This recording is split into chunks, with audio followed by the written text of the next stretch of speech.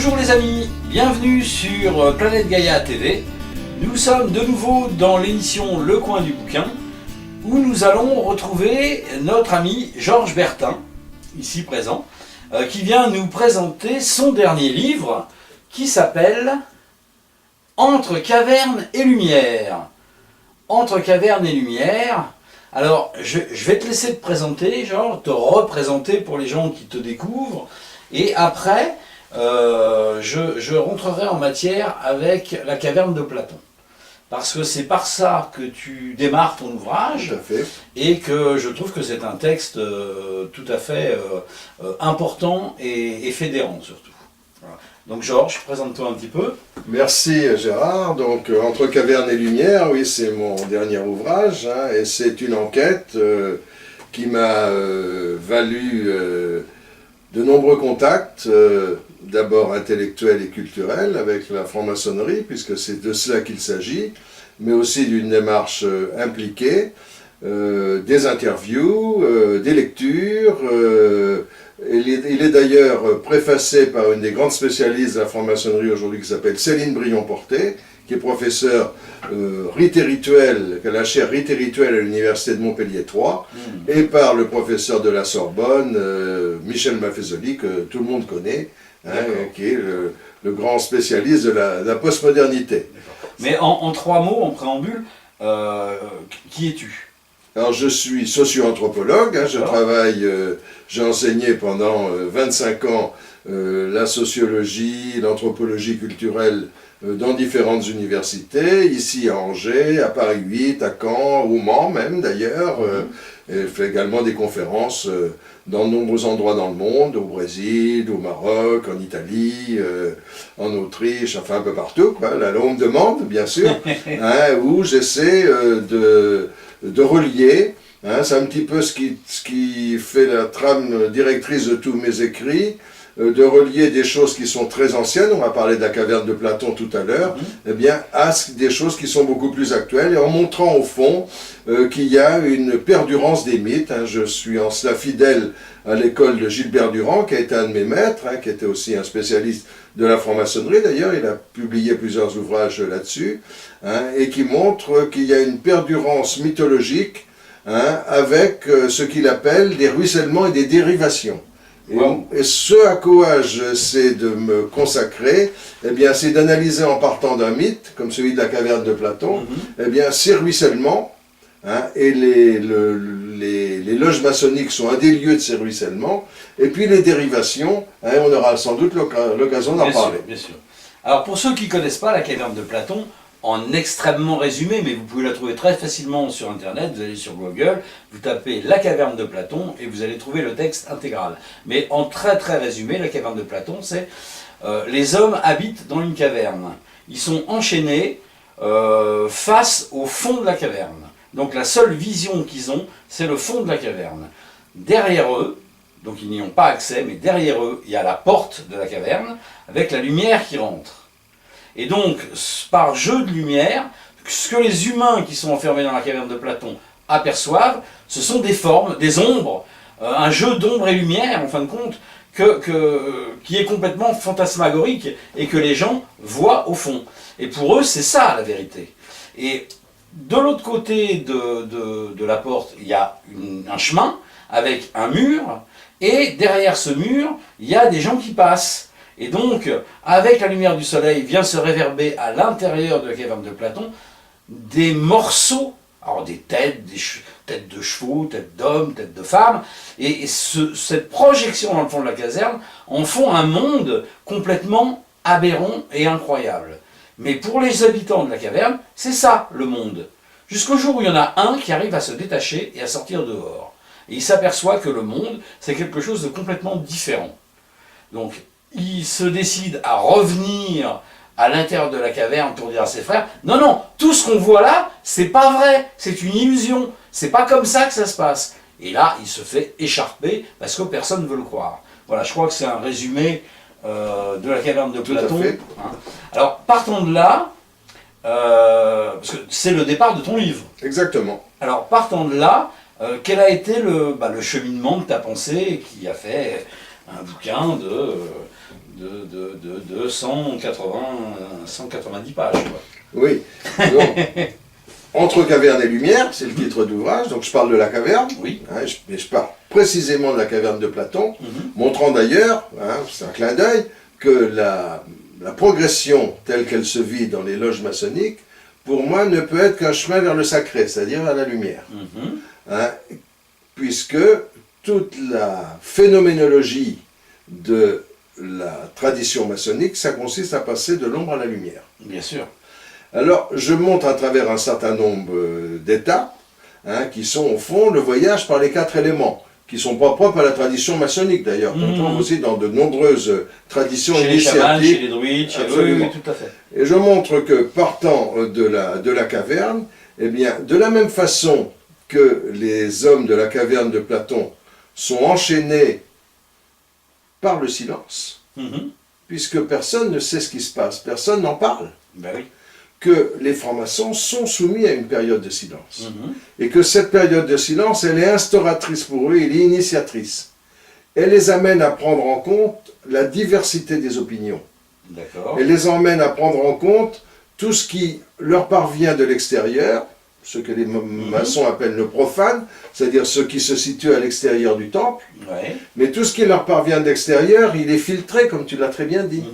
Il est filtré par un certain nombre d'allants de soi, de préjugés, de tout ce qui fait le monde profane. Bien sûr. Goût de pouvoir, d'ambition, d'argent, le fanatisme, l'ignorance, etc. Et que petit à petit, pour se libérer de ces chaînes, eh bien, le franc-maçon doit d'abord écouter. Oui, bien sûr. Il doit d'abord se mettre dans une position, non pas de celui qui sait par avance, mais de celui qui se prépare à savoir. Il passe de la position de sachant à la position de connaissant. Et connaissant, c'est naître avec. Connaître, c'est naître avec. Naissant avec la lumière, eh bien, petit à petit, cette lumière va l'amener à une position plus sacrale, une position où il va sublimer son être. Et ça passe par des étapes. Alors, quand il sort de la caverne, mais la caverne, c'est aussi la terre, c'est la matrice, qu'on trouve d'ailleurs également dans la phénoménologie chrétienne avec les églises romanes, qui sont ces prodigieux aspirateurs d'énergie, dans lesquels les gens venaient se ressourcer. Ça ne servait pas, c'est pas seulement des lieux, on célébrait un culte, c'était aussi des lieux où les gens se sentaient en correspondance avec les entrailles de la terre. Et il va avoir besoin d'un système de purification pour abandonner le vieil homme. Les francs-maçons disent abandonner les métaux. Les métaux, c'est l'argent, c'est aussi tout ça. Abandonner le vieil homme, alors ça passe par l'eau. L'eau est purificatrice. Et les francs-maçons vont devoir comme se laisser porter comme un vaisseau sur la grande mer. Et ce vaisseau, c'est la loge. La loge, c'est cette nacelle, cet œuf, au fond, comme un peu l'œuf des alchimistes, dans lequel ils vont se trouver réunis ensemble pour se laisser porter et pour attendre que le vent, c'est la seconde partie, l'air, vienne s'engouffrer dans les voiles et les emporter ailleurs. Et ça les fait passer d'un état à l'autre. La loge comme vaisseau, c'est la seconde partie de mon ouvrage. Et puis ensuite, comme ils se sont laissés porter par le vent, eh bien, ils vont être aspirés par les cimes.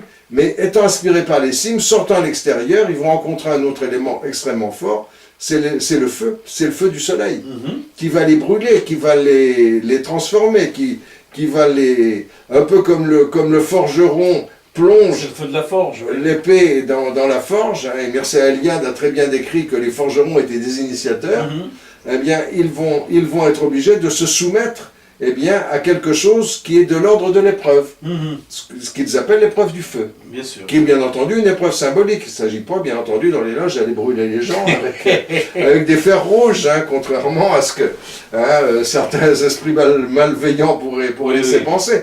Tout ça, c'est une question de cheminement intérieur. Mais ce cheminement intérieur, il les oblige à se laisser brûler au feu de ce qui les entoure, au feu des éléments, mais aussi au feu de l'amour qu'ils ressentent les uns pour les autres. Et ça, c'est sans doute une des choses les plus difficiles. Les francs-maçons se voient en général tous les 15 jours, ils se rencontrent, ils sont toujours avec les mêmes, Il y a d'ailleurs tout un processus pour entrer, on n'entre pas en loge comme ça, hein. Il y a des enquêtes, il y a un passage sous le manteau, etc. Mais pourquoi? Ben parce que il faut être capable d'accepter l'amour des autres. Et de prendre cet amour pour le transporter sur les autres aussi. Et ça, c'est sans doute peut-être une des épreuves les plus difficiles à faire dans une société où chacun vit pour soi, chacun pour soi. Bien sûr. Et puis ensuite, étant passé par le vaisseau de la loge sur les eaux, s'étant purifié au feu de l'amour fraternel, la formation peut accéder à la lumière, et là, il va découvrir tout un tas de symboles qui sont des symboles lumineux. Et donc, c'est toute la progression que j'essaie de montrer dans cet ouvrage. D'accord. On parle de franc-maçonnerie, mais dans le folklore, on va dire, traditionnel, la franc-maçonnerie, c'est un... J'ose pas dire le mot, mais c'est plus ou moins une secte secrète dont on rentre pas comme ça, avec des secrets qui préservent, qui cachent bien. En fin de compte, c'est quoi la franc-maçonnerie? D'abord, je dis dans mon ouvrage qu'il n'y a pas une franc-maçonnerie, mais des francs-maçonneries. Hein, parce que il y a une bonne dizaine d'obédiences reconnues en France, sans compter toutes les loges libres, indépendantes et tout ça, qui pratiquent aussi la franc-maçonnerie et qui la pratiquent parfois aussi bien d'ailleurs que ceux qui sont dans des obédiences. Et chacun, dans les obédiences ou des obédiences, se reconnaissent pour frères, c'est-à-dire reconnaissent qu'ils ont tous subi ou suivi la même initiation d'une certaine façon. Alors d'où vient cet aspect un peu sulfureux qui est attaché à la franc-maçonnerie? J'en parle un petit peu, c'est lié essentiellement, et tu l'as bien souligné Gérard, à la question du secret. Pourquoi est-ce qu'il y a secret? Ben, il y a secret parce que, comme je l'ai dit, c'est pas parce que les francs-maçons conjureraient, feraient de la politique ou feraient des finances. Il y a comme dans toutes les sociétés, il y en a 5-6% qui se laissent aller, qui utilisent leurs relations pour essayer d'acquérir du pouvoir, de l'argent, de l'ambition, etc. Mais les francs-maçons sont d'ailleurs sommés de renoncer à l'ambition, à l'ignorance et au fanatisme. C'est donc les trois choses qui prévalent lors de ces enquêtes qui consistent à admettre un franc-maçon. Il ne s'agit pas de voir s'il a de l'influence, s'il peut être un politique, quelque chose comme ça, c'est s'il abandonne l'ignorance, l'ambition et le fanatisme. C'est-à-dire c'est tout à fait à l'inverse. Puis ensuite, le secret maçonnique, c'est tout simplement le secret de l'amour. Comment est-ce que je peux expliquer à quelqu'un que j'ai un amour vibrant pour telle ou telle personne? Oui, bien sûr. C'est de l'ordre de mon intimité. Bien sûr. Et cette intimité, elle est différemment transposable. On peut la mettre en scène, on peut la magnifier. Les romans servent à ça, la littérature, la poésie, le cinéma, la peinture. Mais au fond, ça reste quelque chose qui est de l'ordre de l'incommunicable. Et c'est au fond cet incommunicable-là qui est reproché aux francs-maçons. Que des hommes et des femmes, des hommes parfois tout seuls, des femmes parfois toutes seules, ou des hommes et des femmes ensemble, puissent très régulièrement se retrouver pour avoir ensemble une démarche spirituelle et partager au plus profond d'eux-mêmes tout ce qui les meut dans la vie, tout ce qui les émeut, tout ce qui les met en mouvement. On peut entendre le sens du mot émouvoir aux deux acceptions du terme.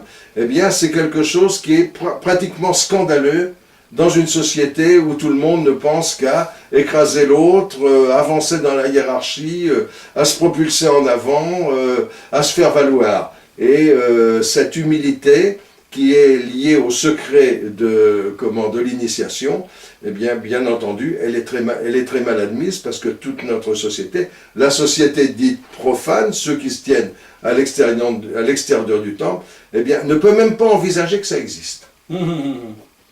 D'accord. D'où les soupçons qui vont porter sur les pratiques maçonniques. Mais si on veut bien regarder, il suffit d'aller dans une librairie spécialisée, tous les rituels sont au grand jour, toutes les progressions dans le rite écossais, on s'est accepté du 1er au 33e degré, dans le rite Memphis-Misraïs du 1er au 99e degré, dans le rite français il y en a 12 ou 16, peu importe le nombre de degrés, c'est simplement des endroits par lesquels on va passer, on va approfondir des légendes, qui sont souvent d'ailleurs des légendes bibliques, mais pas uniquement, et où les gens peu à peu vont partager ensemble des connaissances, mais vont les partager parce qu'ils vont accepter de se laisser remettre en cause les uns par rapport aux autres. Et c'est sans doute une des difficultés. Mais c'est très difficile à faire comprendre aujourd'hui. Oui, bien sûr. Alors, dans ces conditions, pourquoi est-ce que la franc-maçonnerie a si mauvaise presse? Pourquoi est-ce que, entre guillemets, pour le pouvoir en place, c'est un danger? Alors d'abord, je pense que c'est un danger qui est totalement illusoire. Oui, je pense aussi. Mais Surtout que, je te coupe la parole, mais surtout que énormément de nos dirigeants ont été ou sont encore francs-maçons.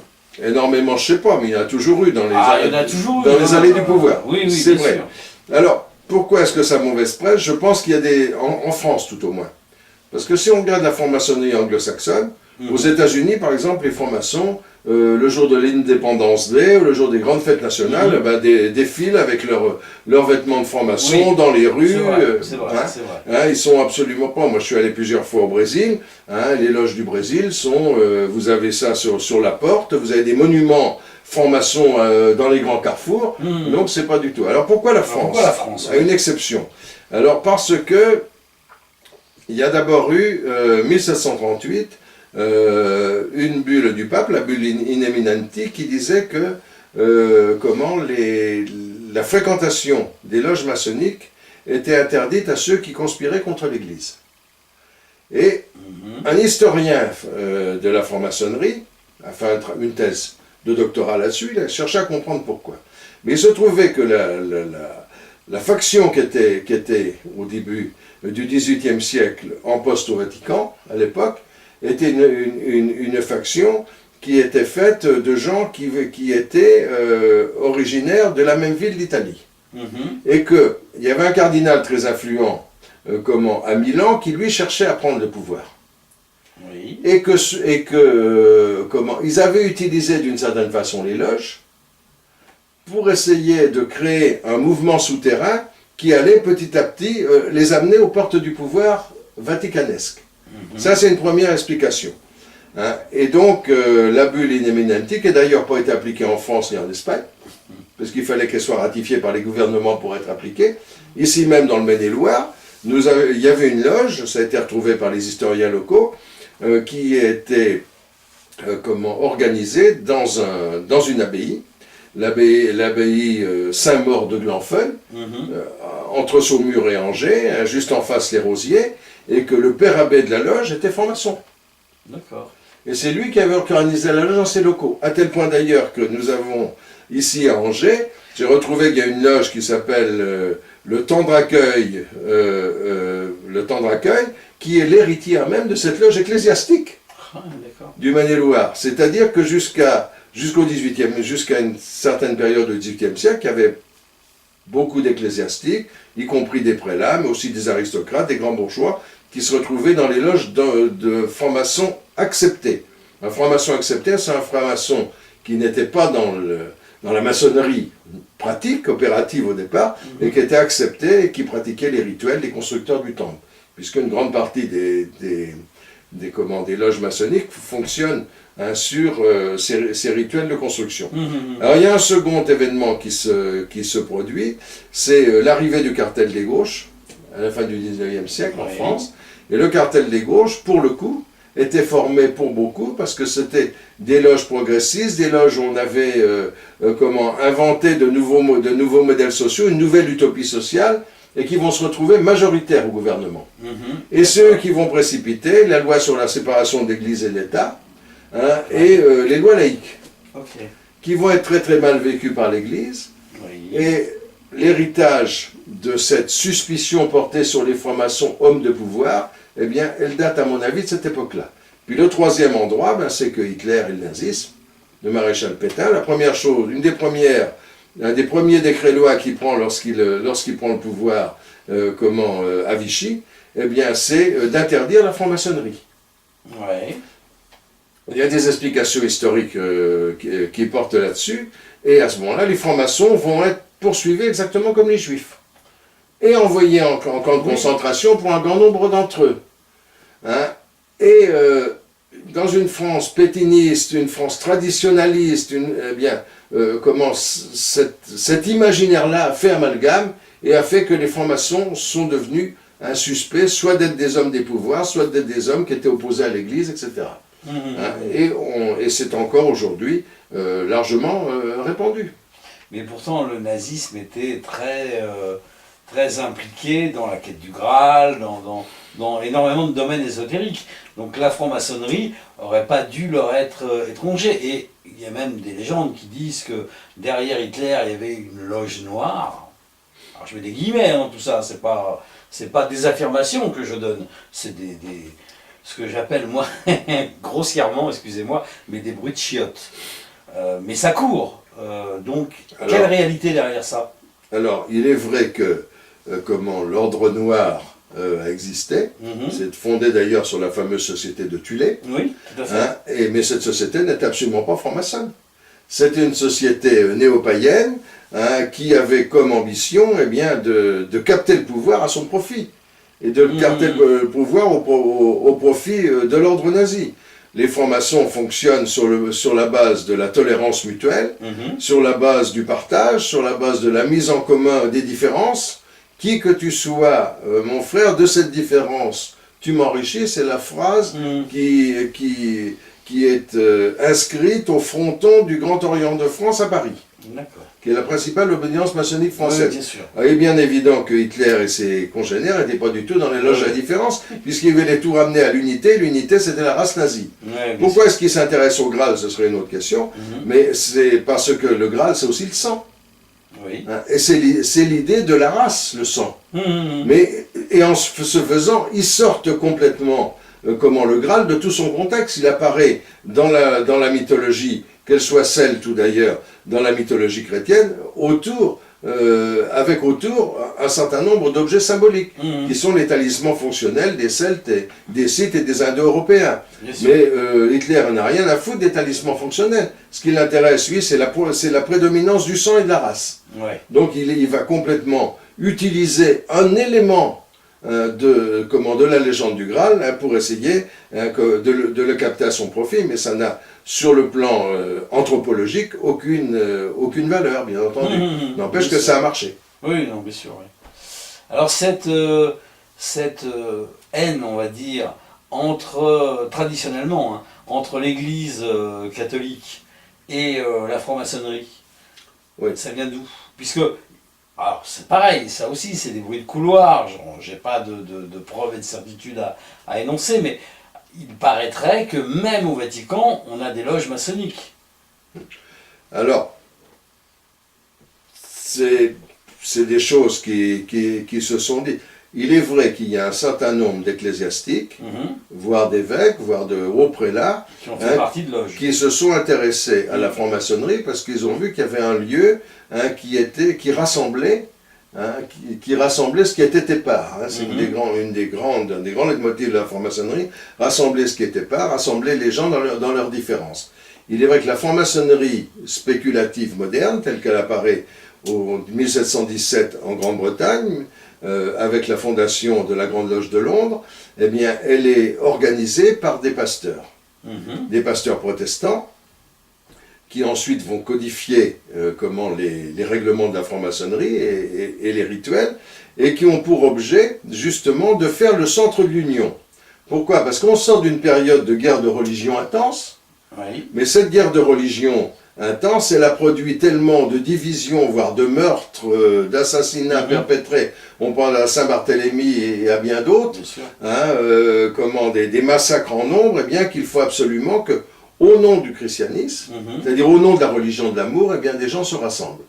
Et donc, un des objets principaux de la franc-maçonnerie à son début, eh bien, c'est rassembler ce qui n'était pas, c'est de faire le centre de l'union entre protestants, anglicans, catholiques, presbytériens, et toutes les obédiences protestantes qui pouvaient exister à l'époque.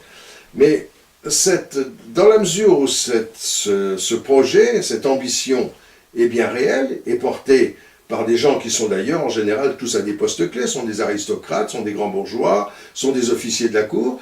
La famille royale anglaise y est aussi très, très impliquée. La famille royale anglaise, elle est anglicane. Et l'anglicane, c'est-à-dire qu'elle s'est opposée au Vatican.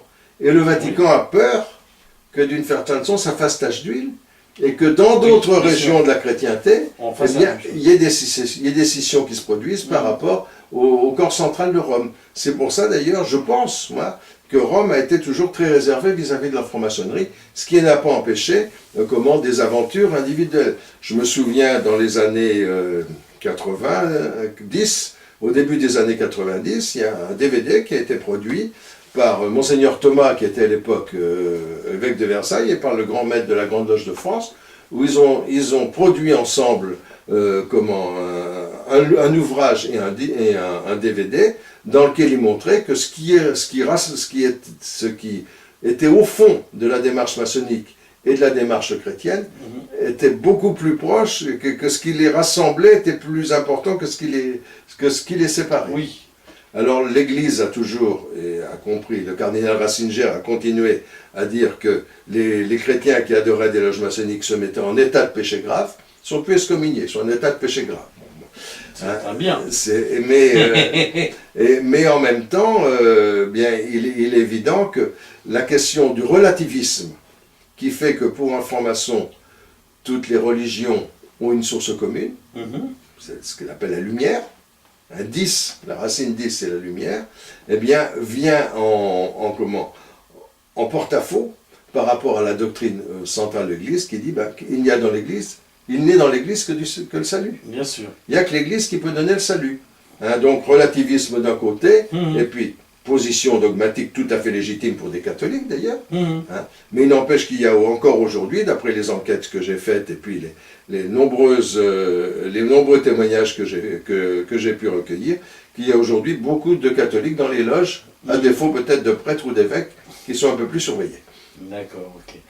Dans ton bouquin, on en a parlé d'ailleurs très légèrement tout à l'heure, mais tu démarres après la caverne de Platon, tu parles des 4 voyages de l'initiation. Oui. Est-ce que tu peux nous approfondir un peu le principe? Comme dans tous les phénomènes d'initiation, on trouve aussi dans les rites africains, Arnold van Gennep d'ailleurs dans son manuel du folklore contemporain a bien montré, puis on le trouve aussi chez dans le rameau d'or de Fraser, qui est un grand anthropologue anglais, on trouve à peu près toujours les mêmes constantes. Oui. C'est-à-dire que pour accéder à la lumière, pour sortir de soi, accéder à la lumière, c'est sortir de soi et cheminer vers le sacré, eh bien il faut petit à petit passer par tout ce qui vous attire, toutes les pesanteurs. Et ces pesanteurs, eh bien on les élimine en passant par la terre, en passant par l'eau, qui vous purifie, en passant par le feu, qui est une autre purification, et en vous élevant, c'est le symbolisme de l'air. Dans cet ordre-là. Dans cet ordre-là. C'est une constante. Là, les francs-maçons n'ont absolument rien inventé.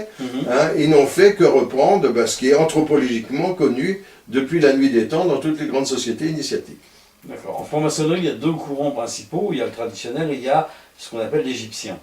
Oui. N'empêche que dans l'un comme dans l'autre, on retrouve ce cheminement des 4 voyages. Il y a la même structure. Et dans le même ordre. Il y a la même structure, absolument. Ouais. Qu'est-ce qui fait cette différence? Pourquoi est-ce que parce que historiquement, peut-être me gourge, mais historiquement, la franc-maçonnerie traditionnelle est plus ancienne que la tradition égyptienne. Oui, ouais. Tout à fait. Alors la tradition égyptienne remonte à Cagliostro. Cagliostro, exactement. Alors que la traditionnelle est avant.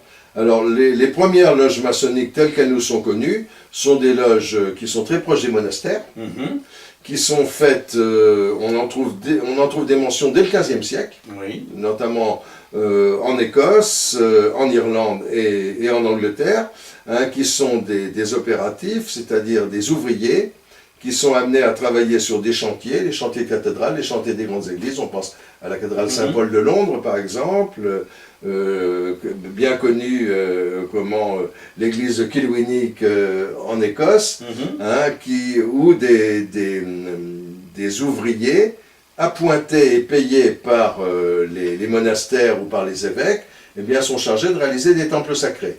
Pour réaliser des temples sacrés, dans la mesure où il n'y a pas de disjonction entre l'aura, la prière, et l'abora, le travail, eh bien, il y a forcément une intégration du travail dans la prière et de la prière dans le travail. D'accord, mais là on n'est pas en franc-maçonnerie, on est avant la franc-maçonnerie, Alors, on est dans le compagnonnage. J'y arrive. Donc, ce qu'on appelle des loges opératives. Ouais, La loge étant l'endroit où les compagnons se réunissent sur le chantier pour d'accord. préparer leurs travaux et pour se transmettre les secrets de fabrique. Alors, à partir même la fin du XVIIe siècle, on en a des traces. Hein, on voit, j'ai même trouvé une trace un peu plus ancienne au XVIe, un écrit en Écosse où on voit un monsieur qui est un bourgeois de Édimbourg et qui dit avoir été initié dans une loge opérative. D'accord. C'est la première trace de quelqu'un qui n'est pas du métier, mais qui passe dans une loge opérative, dans une loge de genre de travailleurs, pour non pas comment travailler comme eux, mais pour acquérir par les rituels un certain niveau de perfectionnement. D'accord. Et ça va se développer très très vite. Si bien qu'à partir du XVIIIe siècle, on parle les loges opératives, et d'ailleurs les compagnons vont petit à petit s'éloigner de la franc-maçonnerie, telle qu'on la connaît aujourd'hui, la franc-maçonnerie qui est dite acceptée. On voit des gens qui sont plutôt des gens d'ailleurs des hautes classes de la société, qui sont des maçons acceptés. Accepté, c'est un maçon qui prend en compte les rituels du compagnonnage, les rituels opératifs, qui va travailler sur les symboles des constructeurs, en étant accepté d'abord parmi eux, puis petit à petit, il n'y aura bientôt plus que des loges de maçons acceptés. Et à tel point aujourd'hui que les compagnons du devoir de liberté et tout ça, certains sont francs-maçons, comme certains maçons peuvent être compagnons, mais il y a un hiatus très très fort entre les deux genres, et on va dire que 99% des loges à travers le monde sont des loges de francs-maçons acceptés. Certains se disent anciens parce qu'ils travaillent sur des rites plus anciens que d'autres, d'autres modernes parce qu'ils travaillent sur des rites plus modernes qui ont été un petit peu dépoussiérés ou dans lesquels on a gommé des aspects trop religieux liés au culte catholique par exemple. Mais dans l'ensemble maintenant, l'ensemble des loges à travers le monde sont des loges de maçons acceptées. D'accord. Alors, j'ai ouï dire, pareil, c'est des bruits, j'ai ouï dire que on avait de nos jours des ordres templiers et que la plupart de ces ordres templiers étaient issus de la franc-maçonnerie. Est-ce que c'est réel ou pas? Alors ça c'est une légende. Oui. C'est une légende. Qui prend son... Alors attends, je te coupe 2 secondes. On va prendre la question différemment. Est-ce qu'il y a, avant de dire que c'est issu, est-ce qu'il y a un lien entre la franc-maçonnerie et les Templiers? Alors, il n'y a pas de lien formel historique. D'accord. La vieille légende que les druides ont formé les Templiers à une certaine connaissance et que ces Templiers qui ont protégé les bâtisseurs de cathédrales et qui leur ont transmis un certain nombre de choses, tu vois le cheminement que je veux emprunter. Donc c'est une des légendes. Maintenant, est-ce que ça a un fondement ou pas?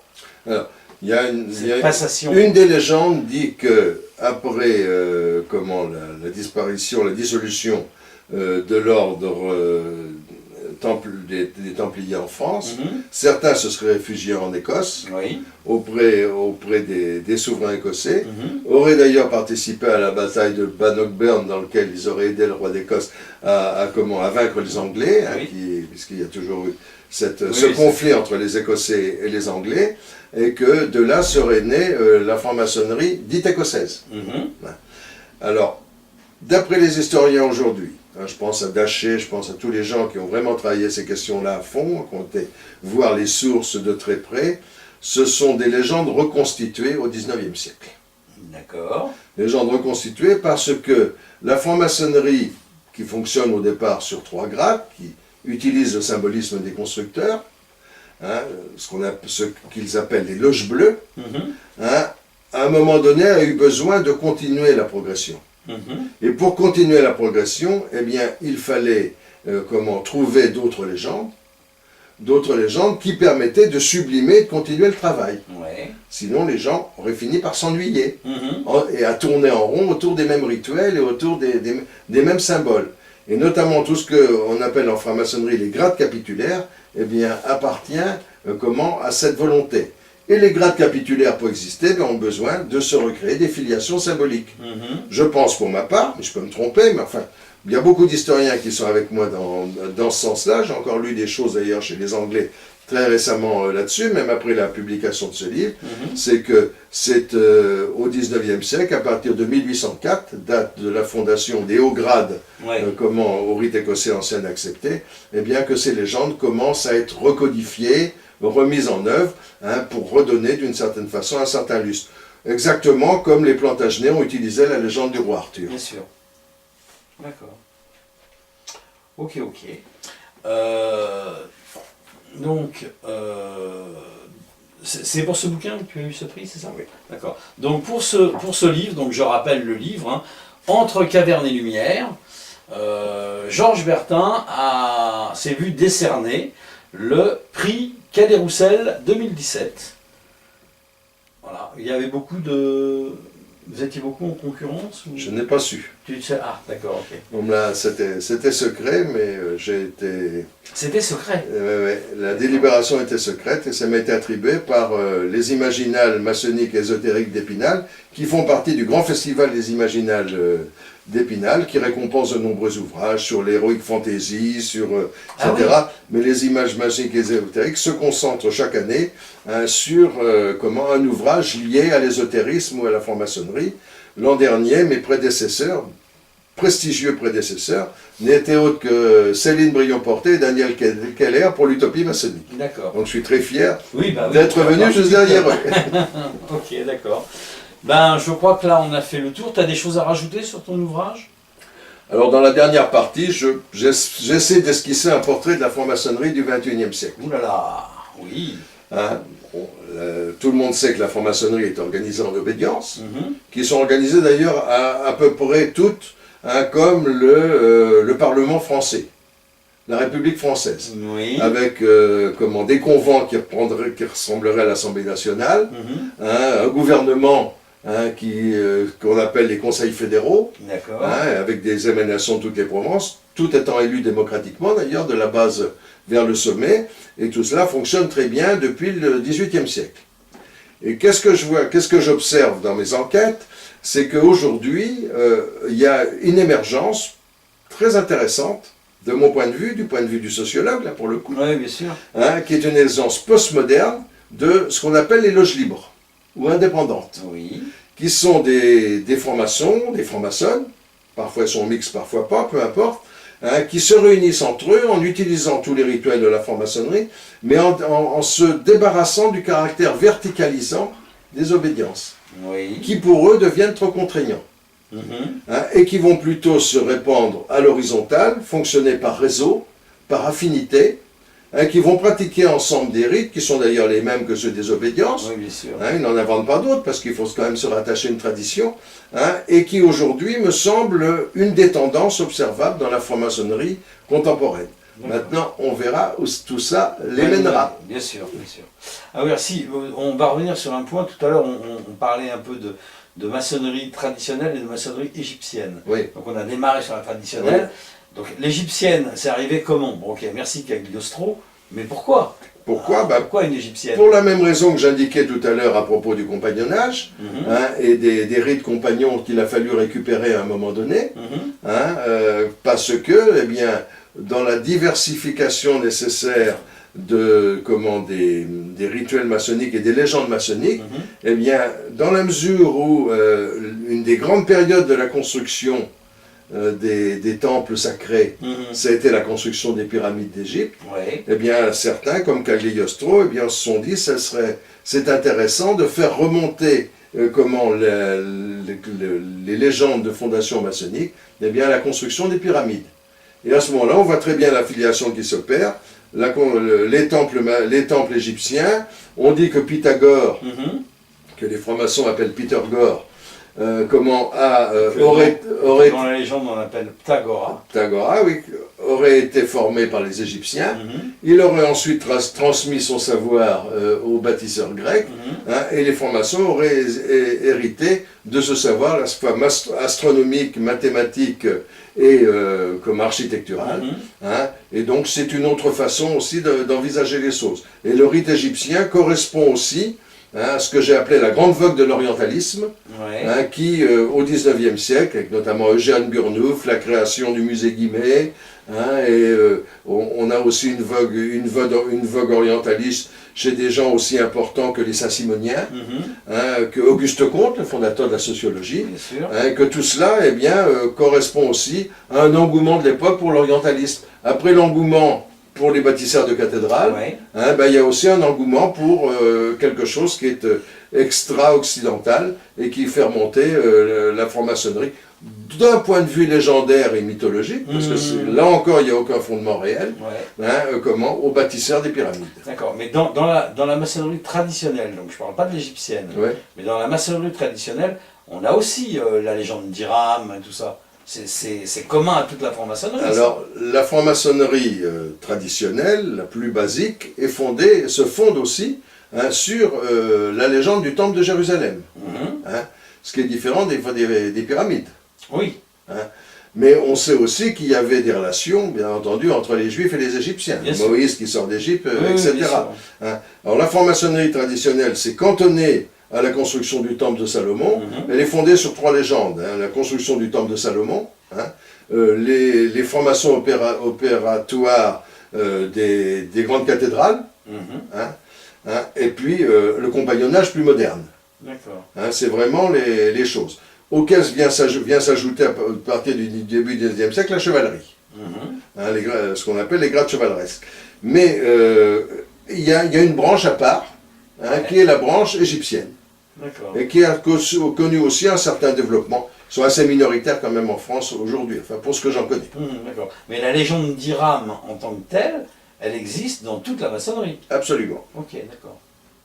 Hiram est l'architecte du temple de Salomon, qui est assassiné par 3 mauvais compagnons. C'est ça, d'accord. C'est d'ailleurs, Gérard de Nerval en a fait un très beau poème. Magnifique, exactement. Ok, je pense qu'on a fait le tour, là, ce coup-ci.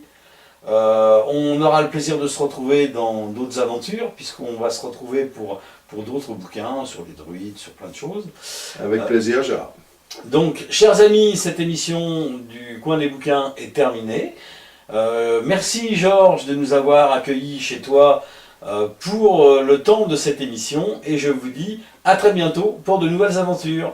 Au revoir. Au revoir. Voilà mes amis, c'est terminé. Planète Gaïa vous remercie de votre attention. Si cette vidéo vous a plu, n'hésitez pas à faire un j'aime, le pouce en haut, pour nous faire part de votre contentement.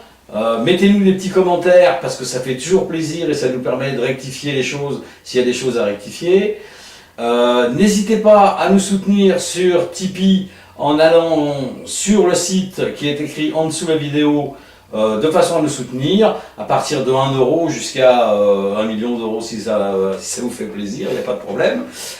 Il faut savoir que plus vous serez nombreux à nous financer, à mettre de l'argent sur Tipeee, plus le budget sera important, plus on pourra prévoir un certain nombre de vidéos.